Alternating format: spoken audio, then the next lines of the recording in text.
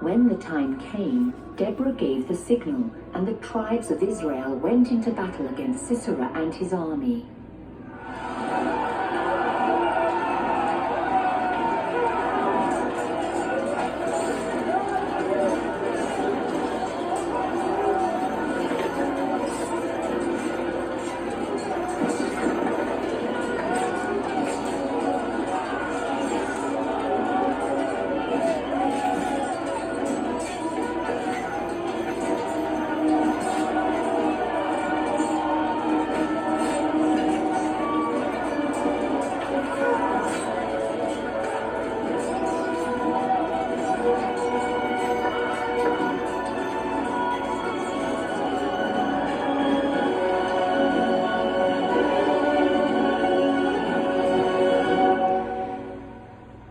Sisera brings tens of thousands of men to the battle, and every single one of them is annihilated, all except Sisera.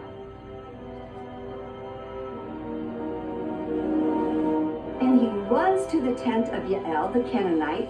She's somehow connected with Moses because it's Moses' father-in-law, Jethro. And her husband had a treaty with Sisera, with the Canaanites, with Israel's enemy. But at the same time, the Canaanites were always favorable towards Israel. And now the Canaanites were often smiths, so it's very possible that they had moved there and the tent was close so that he could sharpen the weaponry and keep it all up to date and sharp and ready. And so you have Yael and you expect this hospitality. We hear so little about Yael in the story of Judges. This is the only place that we really are introduced to her, and it's a remarkable picture. We assume that she is hidden in her tent, that her life is not out there in the public sphere. She's not a participant in the battle. She has no reason to get invested in it. And Sisera runs to her because he thinks he can trust this treaty that her husband has. So he runs to her as a safe haven.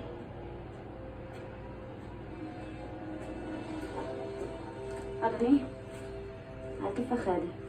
בוא איתי לביתי. איפה ביתך?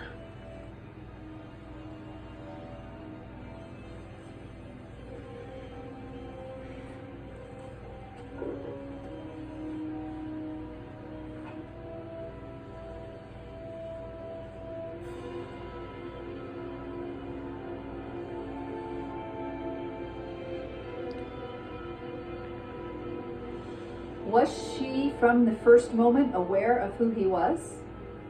He asks her to hide him and to tell no one that he is there. He fully expects that because she is not from Ephraim, that she's not an Israelite, that her loyalties will be on the side of these northern Canaanites, like the king of Hatzor. And the dramatic plot twist is that he does not realize that he has entered the home of someone who actually historically is related to the Israelites. And then she does something that I don't think most of us would have the courage to do.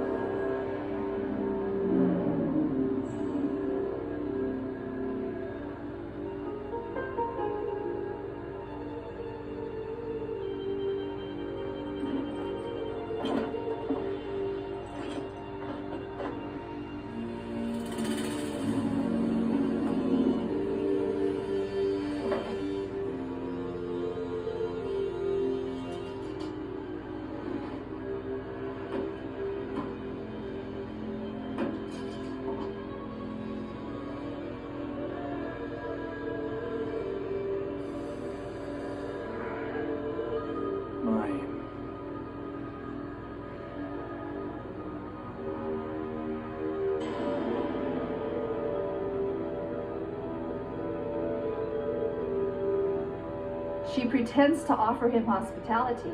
He asks for a drink of water. She gives him milk.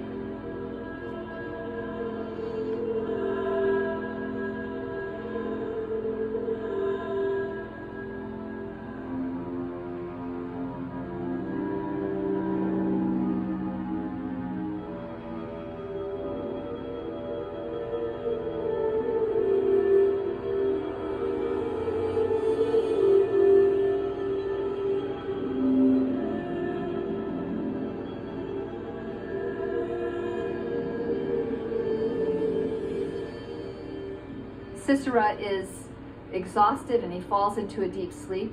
And here is this great Canaanite general who is about to be undone by a woman, a clever woman.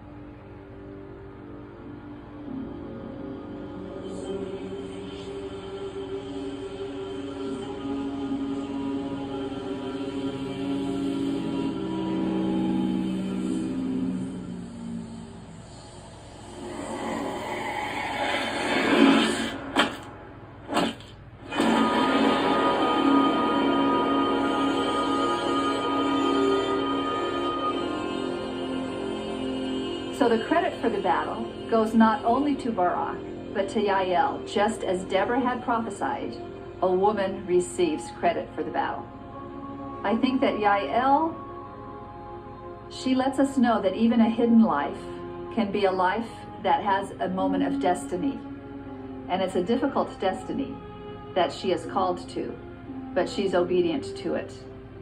Well, in my view, the story of Deborah, because she's a leader, she's a judge, and she's a prophetess in a time where leadership from women was very rare. And yet I think that shows you that God can gift people, anybody, with his spirit, with his wisdom, with his power. Лисаш на метатежне.